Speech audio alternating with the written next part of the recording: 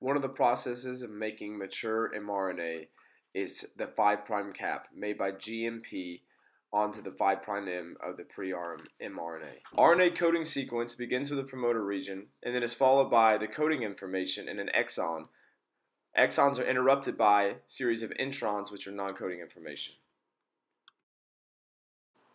A base-for-base copy of the genes, including both exons and introns, is made and is called pre-mRNA.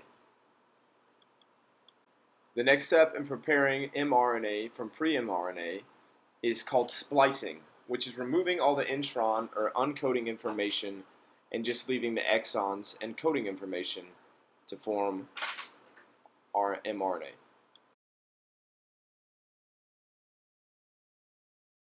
Splicing of introns takes place at a 5' GU location and a 3' AG location. Splicing itself takes place by a number of molecules called SNRPs. The first step is when SNRP U1 recognizes the 5' splice site between exon 1 and intron 1. Further down the pre-mRNA is the branch point sequence next to the 3' AGN. U2 SNRP will attach to the final adenine in this sequence. The next step is the formation of what's known as a trimer between SNRP U6, U4, and U5.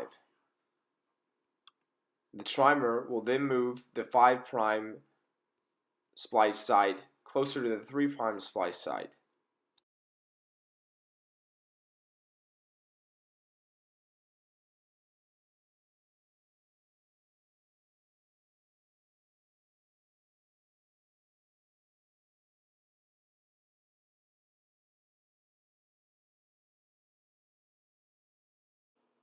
After U1 and U2 are brought together, U4 will detach, thus creating an active spliceosome.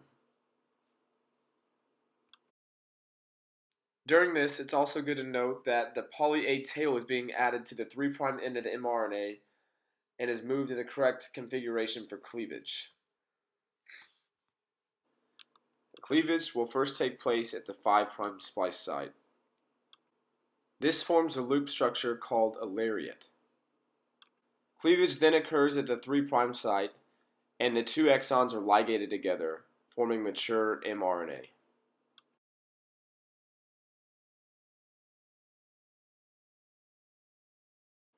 Alternative splicing is a regulated process during gene expression that results in a single gene coding for multiple proteins. We have exampled this here with one gene coding for protein A and also protein B.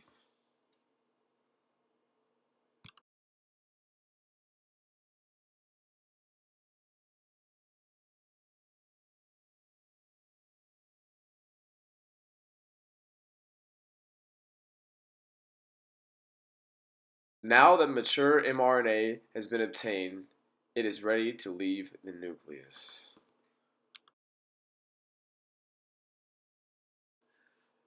The mRNA can now exit through a nuclear pore and leave the nucleus.